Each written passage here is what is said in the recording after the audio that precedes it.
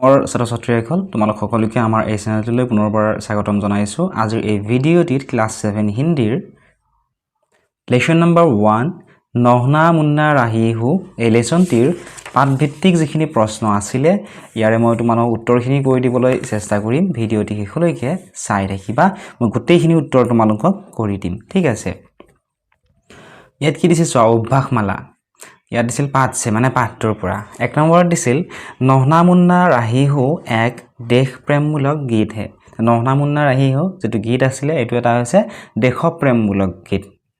প্ৰস্তুত গীত কো লয় কে সাথ কক্ষা মে গাও। এই যেটো গীত আছিলে এই গীতটো তোমালোকৰ শ্ৰেণী কোঠাত গাবলৈ কৈছে। ঠিক আছে, 2 নম্বৰত দিছিল ইস গীত কো তুম किस माहौल में गुनगुना सकते हो बताओ।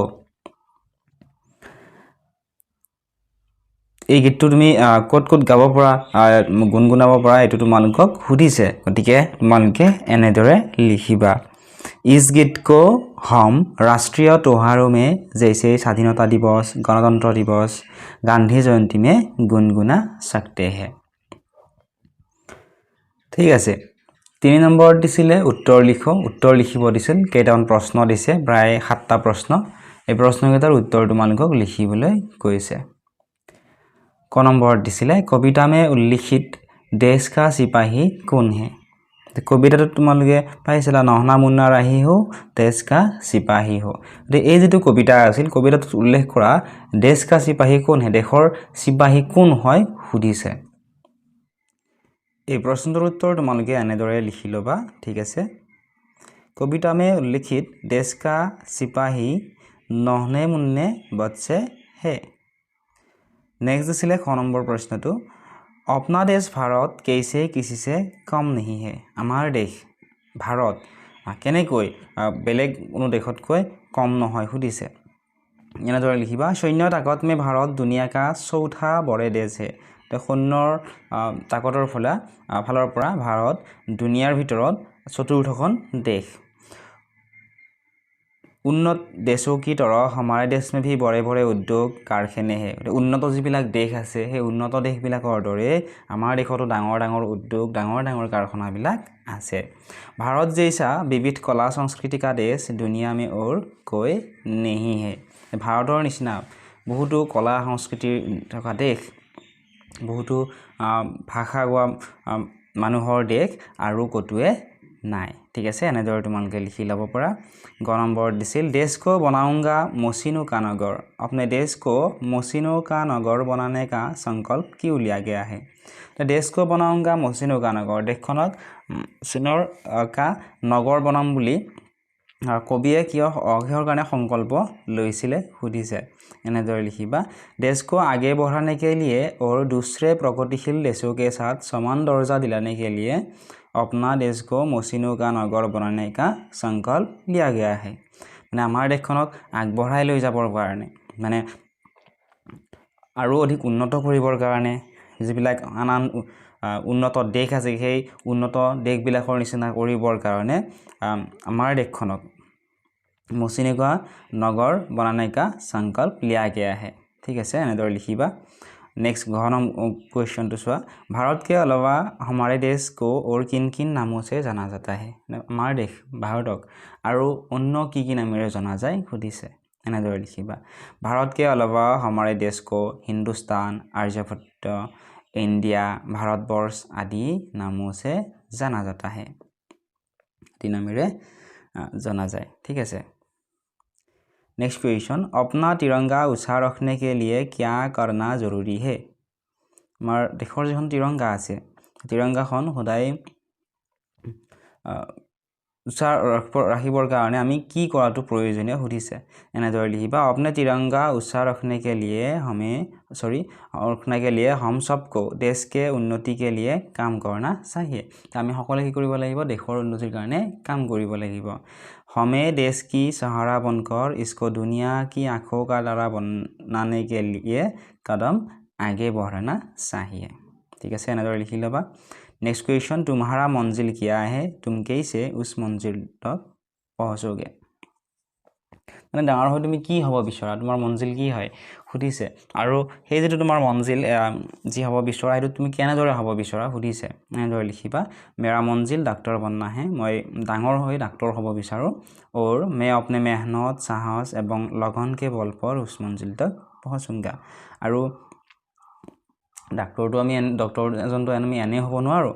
ডাক্তৰ হ'বৰ কাৰণে আমি বহুত বেছি পঢ়িব লাগিব, মেহনত কৰিব লাগিব, সাহস লাগিব আমাক। গতিকে এনেদৰে লিখিবা। নেক্সট কুৱেশ্যন, हरे भरे खेत भारत के किन प्रांतों में मिलते हैं लिखो। आंसरটো এনেদৰে लिखिबा, भारत के पंजाब गुजरात असम आदि प्रांतों में हरे भरे खेत मिलते हैं। पाठ के आसपास 1 নম্বৰ দিছিল, नीचे कुछ मशीनों के चित्र है। ইয়াত চোৱা কেইটামান মেচিনৰ চিত্ৰ দিয়া আছে, নিশ্চয় তোমালোকে দেখিবলৈ পাইছা। বা যদি ইয়াত চিনি পোৱা নাই তোমালোকে তোমালোকৰ কিতাপখনত চাই ল'বা। उन मशीनों के नाम और कहाँ इनका प्रयोग होता है लिखो। এই মেচিন কেইটাৰ নাম লিখিব দিছে আৰু এই মেচিন কেইটা কি কামত ব্যৱহাৰ কৰা হয় তোমালোকক লিখিবলৈ কৈছে। প্ৰথম মেচিনটো চোৱাচোন, এইটো কি হয়, এইটো হৈছে ইউথ ট্যাঙ্ক। ঠিক আছে, যুদ্ধ কৰিবৰ সময়ত ব্যৱহাৰ কৰা হয়। গতিকে এনেদৰে লিখিবা, ইউথ ট্যাঙ্ক কা প্ৰয়োগ লৰাই মে হতা হে।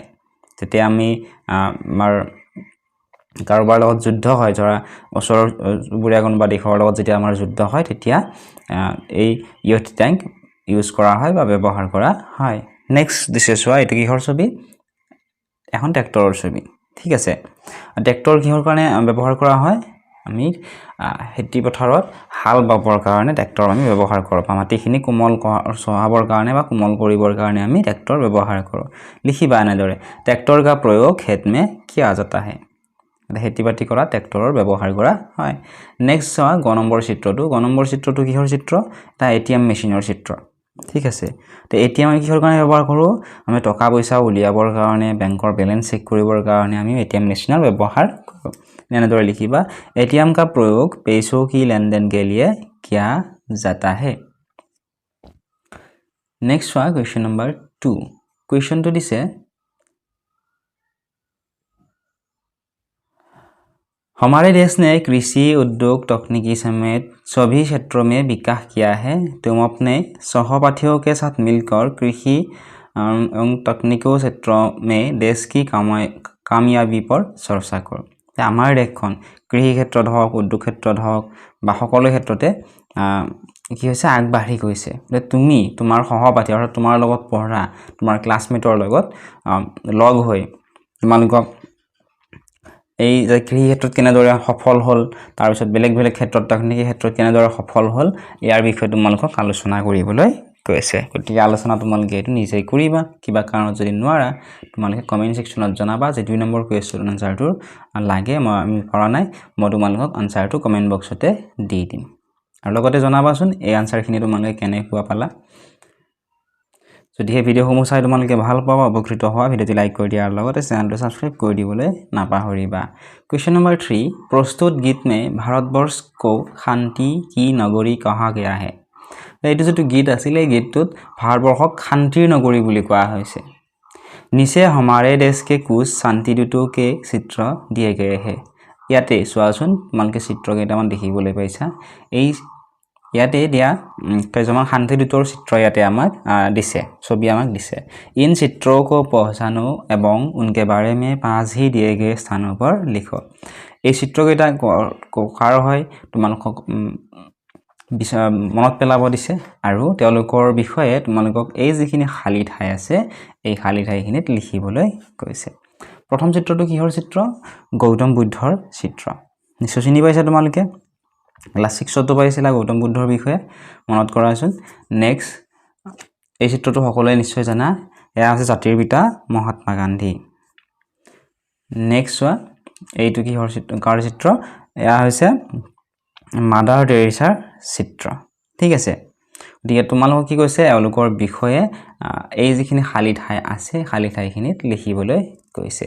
গতিকে চোৱা তোমালোকে এনেদৰে লিখিব লাগিব।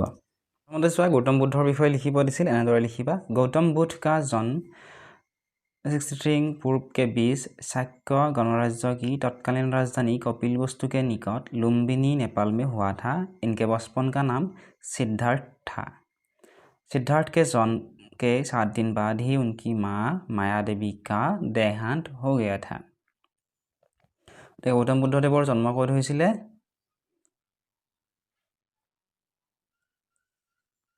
নেপালত হৈছিলে আৰু তেওঁৰ যিটো সৰুকালৰ নাম আছিল এইটো আছিলে সিদ্ধাৰ্থ আৰু তেওঁৰ জন্ম লাভ কৰা 7 দিন পিছতে তেওঁৰ মাকৰ নাম আছিল মায়া দেৱীৰ মৃত্যু হৈছিলে। नेक्स्ट महात्मा गांधी विषय लिखिब दिছিল लिखिबा এনেদৰে महात्मा गांधी का जन्म एक सामान्य परिवार में हुआ था। उन्होंने अपने असाधारण कार्यों एवं अहिंसावादी विचारों से पूरे विश्व की सोच बदल दी। आज़ादी एवं शांति की स्थापना ही उनके जीवन का एकमात्र लक्ष्य था। तो महात्मा गांधीर जन्म এটা একেবাৰে সাধাৰণ পৰিয়ালত হৈছিল। তেওঁৰ যি অসাধাৰণ কাৰ্য আছিল লগতে তেওঁৰ যি অহিংসাবাদী বিচাৰধাৰা আছিল সেই বিচাৰধাৰাই গোটেই বিশ্বৰে ভাৱধাৰা মানে ফলাই পেলাইছিলে। মানে তেওঁ ভাৰতবৰ্ষক কেনেদৰে স্বাধীন হোৱাত সহায় কৰিছিলে তেওঁৰ যি অহিংসাবাদী নীতি আছিল তাৰ দ্বাৰাই। नेक्स्ट গ নম্বৰত লিখিব দিছিল मदर टेरेसा বিষয়ে লিখিবা এনেদৰে मदर टेरेसा का जन्म 26 अगस्त 1910 में मैसेडोनिया गणराज्य की राजधानी स्कुप्जे में हुआ था। इनका नाम अग्नेश इंचा बुआजिजू था। नेक्स्ट दिसे भाषा अध्ययन क्वेश्चन नंबर 1 निम्नलिखित शब्दों के स्वर और व्यंजन अलग अलग करके लिखे गए हैं। बहराउंगा इसे वर्ण विच्छेद कहते हैं। अब निम्नलिखित शब्दों का वर्ण विच्छेद करो। यानी चोৱা এটা শব্দ দিছে बहराउंगा এই শব্দটোৰ কি কৰিছে স্বৰবৰ্ণ আৰু ব্যঞ্জন স্বৰ আৰু ব্যঞ্জন को अलग अलग करके लिखे गए हैं। ঠিক আছে চোৱা बहराउंगाত কি আছে বৰ লগত কি লগাইছে ব প্লাস অ ঠিক আছে ব প্লাস অ লগলাই কি আছে তাৰ পিছত এনেকুৱা হয় তোমালোকে নিশ্চয় অসমীয়াটো তোমালোকে পাইছিলা চোৱা এনেকুৱা ধৰণে যেনে ধৰা এইটো এটা শব্দ এইটো কি নিৰলা নন্ত্যান্ন হস্যইকাৰ ৰ লত আকাৰ কিন্তু যদি আমি এনেদৰে লিখিবো নন্ত্যান্ন যোগ হস্যই নন্ত্যান্ন লত কি আছে হস্যই মানে হস্যইকাৰ যোগ হৈ আছে নন্ত্যান্ন হস্যইকাৰ ঠিক আছে তাৰ পিছত ৰ যোগ অ ৰ ঠিক আছে ৰ যোগ অ ৰ নেক্সট চোৱা কি আছে লত আকাৰ আছে গতিকে ল যোগ আ আৰে কি হৈছে আকাৰ ঠিক আছে ন যোগ হস্যই নধস্যইকাৰিনী ৰ যোগ অ ৰ ল যোগ আ লা ঠিক আছে নিৰলা এনেকুৱা ধৰণে তোমালোকক এই তলত যিটা শব্দ দিছে মঞ্জিল পৰচম লহৰাইঙ্গে আৰু দুনিয়া এই ওয়াৰ্ড কেইটাৰ শব্দ কেইটাৰ তোমালোকক স্বৰ আৰু ব্যঞ্জন কেইটা তোমালোকক বেলেগ বেলেগকৈ লিখিবলৈ কৈছে মানে অ আ থকাখিনি বেলেগ বেলেগকৈ ক খ থকাখিনি বেলেগ বেলেগকৈ ঠিক আছে লিখিবা ম যোগ অ ন যোগ জ সতি ই যোগ ল যোগ অ ঠিক আছে ঠিক তেনেদৰে পৰচম লহৰাইঙ্গে আৰু দুনিয়া এইকেইটাও তোমালোকে ইয়াৰ পৰা চাই ধুনীয়াকৈ লিখি ল'বা বা যদি বুজি নোপোৱা থাকে কমেন্ট সেকশনত কমেন্ট কৰি সুধিবা 2 নম্বৰ দিছিল आओ शब्दों के शुद्ध रूप लिखे আহা আমি এই শব্দকেইটা চোৱা অশুদ্ধকৈ দিয়া আছে ইয়াতে আমাক শুদ্ধকৈ লিখিব দিছে যিখিনি খালি ঠাই আছে শুদ্ধকৈ লিখিব দিছে যেনে চোৱা পিয়াৰটো নহয় এনেকৈ লিখিলেতো পিয়াৰ শব্দটো নহয় পিয়াৰ মানে কি মৰম বা ভাল পোৱা গতিকে এনে এইটো লিখিলেহে হ'ব শুদ্ধ আমি এনেদৰে পিয়াৰটো এনেদৰে লিখি থৈ আহো তেতিয়া হলে কি হ'ব এইটো অশুদ্ধ শব্দ হ'ব ঠিক তেনেদৰে তোমালোকক এইকেইটাৰ ভুলকৈ দিয়া আছে অশুদ্ধকৈ দিয়া আছে শব্দকেইটা শুদ্ধ কৰি ইয়াতে লিখিবলৈ কৈছে নেক্সট ইয়াৰে পিয়াৰটো তোমাক কৰি দিয়া আছিল কিতাপখনত বনুংগাটো এনেদৰে লিখিবা দুনিয়া মচিনি